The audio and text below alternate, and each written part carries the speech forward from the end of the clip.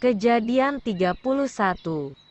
Judul perikop: Yakub lari meninggalkan Laban. Kejadian 31 ayat 1-21. Kedengaranlah kepada Yakub anak-anak Laban berkata demikian, Yakub telah mengambil segala harta milik ayah kita dan dari harta itulah ia membangun segala kekayaannya. Lagi kelihatan kepada Yakub dari muka Laban, bahwa Laban tidak lagi seperti yang sudah-sudah kepadanya. Lalu berfirmanlah Tuhan kepada Yakub, pulanglah ke negeri nenek moyangmu dan kepada kaummu, dan aku akan menyertai engkau. Sesudah itu Yakub menyuruh memanggil Rahel dan Lea untuk datang ke padang, ke tempat kambing dombanya. Lalu ia berkata kepada mereka, telah kulihat dari muka ayahmu, bahwa ia tidak lagi seperti yang sudah-sudah kepadaku. Tetapi Allah ayahku menyertai aku. Juga kamu sendiri tahu, bahwa aku telah bekerja sekuat-kuatku pada ayahmu. Tetapi ayahmu telah berlaku curang kepadaku dan telah 10 kali mengubah upahku. Tetapi Allah tidak membiarkan dia berbuat jahat kepadaku. Apabila ia berkata, yang berbintik-bintiklah akan menjadi upahmu, maka segala kambing domba itu beroleh anak yang berbintik-bintik. Dan apabila ia berkata, yang bercoreng-corenglah akan menjadi upahmu, maka segala kambing domba itu beroleh anak yang bercoreng-coreng. Demikianlah Allah mengambil ternak ayahmu dan memberikannya kepadaku.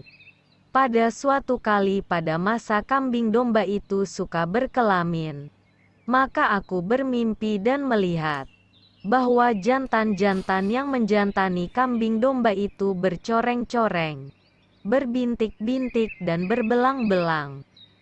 Dan malaikat Allah berfirman kepadaku dalam mimpi itu, Yakub, jawabku, ya Tuhan. Lalu ia berfirman, angkatlah mukamu dan lihatlah, bahwa segala jantan yang menjantani kambing domba itu bercoreng-coreng, berbintik-bintik dan berbelang-belang. Sebab telah kulihat semua yang dilakukan oleh Laban itu kepadamu. Akulah Allah yang di Betel itu, di mana engkau mengurapi tugu, dan di mana engkau bernazar kepadaku.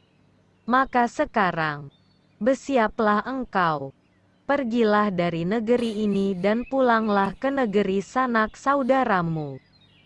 Lalu Rahel dan Lea menjawab Yakub. Katanya, bukankah tidak ada lagi bagian atau warisan kami dalam rumah ayah kami? Bukankah kami ini dianggapnya sebagai orang asing? Karena ia telah menjual kami, juga bagian kami telah dihabiskannya sama sekali. Tetapi segala kekayaan yang telah diambil Allah dari ayah kami adalah milik kami dan anak-anak kami. Maka sekarang, perbuatlah segala yang difirmankan Allah kepadamu. Lalu bersiaplah Yakub, dinaikkannya anak-anaknya dan istri-istrinya ke atas unta. Digiringnya seluruh ternaknya dan segala apa yang telah diperolehnya, yakni ternak kepunyaannya, yang telah diperolehnya di Padan Aram, dengan maksud pergi kepada Ishak, ayahnya, ke tanah Kanaan. Adapun Laban telah pergi menggunting bulu domba-dombanya. Ketika itulah Rahel mencuri terafim ayahnya. Dan Yakub mengakali Laban, orang Aram itu, dengan tidak memberitahukan kepadanya bahwa ia mau lari.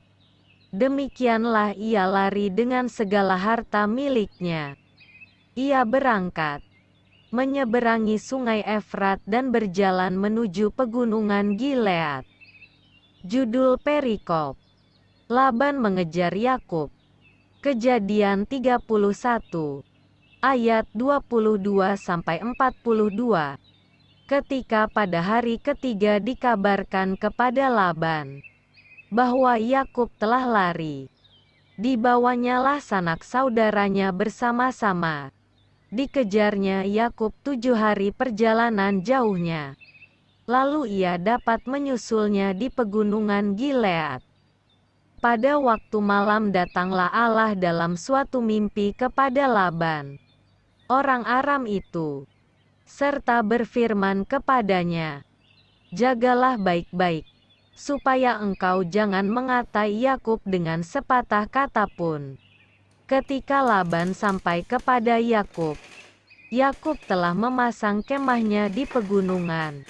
Juga Laban dengan sanak saudaranya telah memasang kemahnya di pegunungan Gilead. Berkatalah Laban kepada Yakub, "Apakah yang kau perbuat ini? Maka engkau mengakali aku dan mengangkut anak-anakku perempuan sebagai orang tawanan. Mengapa engkau lari diam-diam dan mengakali aku? Mengapa engkau tidak memberitahu kepadaku, supaya aku menghantarkan engkau dengan sukacita dan nyanyian dengan rebana dan kecapi? Lagi pula engkau tidak memberikan aku kesempatan untuk mencium cucu-cucuku laki-laki dan anak-anakku perempuan. Memang bodoh perbuatanmu itu. Aku ini berkuasa untuk berbuat jahat kepadamu.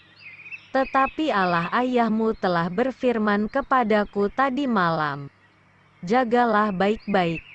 Jangan engkau mengatai Yakub dengan sepatah kata pun. Maka sekarang, kalau memang engkau harus pergi, semata-mata karena sangat rindu ke rumah ayahmu, mengapa engkau mencuri dewa-dewaku?" Lalu Yakub menjawab Laban, "Aku takut, karena pikirku, jangan-jangan engkau merampas anak-anakmu itu daripadaku. Tetapi pada siapa engkau menemui dewa-dewamu itu, janganlah ia hidup lagi. Periksalah di depan saudara-saudara kita segala barang yang ada padaku dan ambillah barangmu." Sebab Yakub tidak tahu bahwa Rahel yang mencuri terafim itu. Lalu masuklah Laban ke dalam kemah Yakub dan ke dalam kemah Lea dan ke dalam kemah kedua budak perempuan itu. Tetapi terafim itu tidak ditemuinya. Setelah keluar dari kemah Lea, ia masuk ke dalam kemah Rahel. Tetapi Rahel telah mengambil terafim itu dan memasukkannya ke dalam pelana untanya, dan duduk di atasnya. Laban menggeledah seluruh kemah itu, tetapi terafim itu tidak ditemuinya. Lalu kata Rahel kepada ayahnya, "Janganlah bapa marah, karena aku tidak dapat bangun berdiri di depanmu, sebab aku sedang haid." Dan Laban mencari dengan teliti, tetapi ia tidak menemui terafim itu. Lalu hati Yakub panas dan ia bertengkar dengan Laban. Ia berkata kepada Laban, "Apakah kesalahanku? Apakah dosaku? Maka engkau memburu aku sehebat itu? Engkau telah menggeledah segala barangku. Sekarang apakah yang kau temui dari segala barang rumahmu? Letakkanlah di sini di depan saudara-saudaraku dan saudara-saudaramu, supaya mereka mengadili antara kita berdua. Selama 20 tahun ini aku bersama-sama dengan engkau. Domba dan kambing betinamu tidak pernah keguguran dan jantan dari kambing dombamu tidak pernah kumakan. Yang diterkam oleh binatang buas tidak pernah kubawa kepadamu. Aku sendiri yang menggantinya. Yang dicuri orang, baik waktu siang, baik waktu malam, selalu engkau tuntut daripadaku.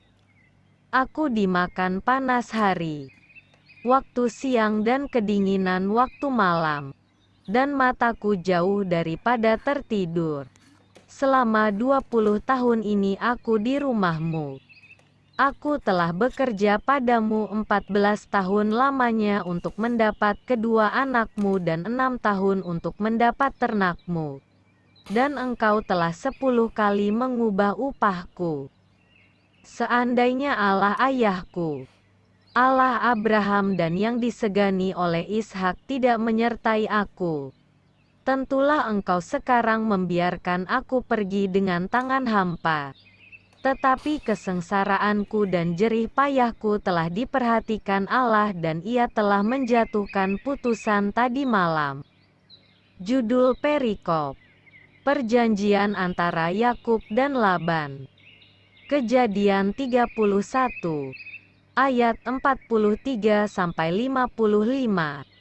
Lalu Laban menjawab Yakub, "Perempuan-perempuan ini anakku dan anak-anak lelaki ini cucuku dan ternak ini ternakku. Bahkan segala yang kau lihat di sini adalah milikku. Jadi apakah yang dapat kuperbuat sekarang kepada anak-anakku ini atau kepada anak-anak yang dilahirkan mereka? Maka sekarang, marilah kita mengikat perjanjian, aku dan engkau, supaya itu menjadi kesaksian antara aku dan engkau." Kemudian Yakub mengambil sebuah batu dan didirikannya menjadi tugu.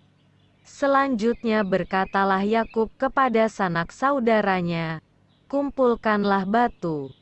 Maka mereka mengambil batu dan membuat timbunan. Lalu makanlah mereka di sana di dekat timbunan itu. Laban menamai timbunan batu itu Yegar Sahaduta, tetapi Yakub menamainya Galet. Lalu kata Laban, "Timbunan batu inilah pada hari ini menjadi kesaksian antara aku dan engkau." Itulah sebabnya timbunan itu dinamainya Galet. Dan juga Mispa, sebab katanya, "Tuhan kiranya berjaga-jaga antara aku dan engkau, apabila kita berjauhan. Jika engkau mengaibkan anak-anakku dan jika engkau mengambil istri lain di samping anak-anakku itu, ingatlah, walaupun tidak ada orang dekat kita, Allah juga yang menjadi saksi antara aku dan engkau." Selanjutnya kata Laban kepada Yakub, "Inilah timbunan batu, dan inilah tugu yang kudirikan antara aku dan engkau. Timbunan batu dan tugu inilah menjadi kesaksian, bahwa aku tidak akan melewati timbunan batu ini mendapatkan engkau, dan bahwa engkau pun tidak akan melewati timbunan batu dan tugu ini mendapatkan aku, dengan berniat jahat. Allah Abraham dan Allah Nahor, Allah ayah mereka, kiranya menjadi hakim antara kita." Lalu Yakub bersumpah demi yang disegani oleh Ishak, ayahnya. Dan Yakub mempersembahkan korban sembelihan di gunung itu. Ia mengundang makan sanak saudaranya.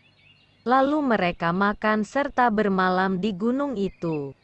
Keesokan harinya pagi-pagi Laban mencium cucu-cucunya dan anak-anaknya serta memberkati mereka. Kemudian pulanglah Laban kembali ke tempat tinggalnya.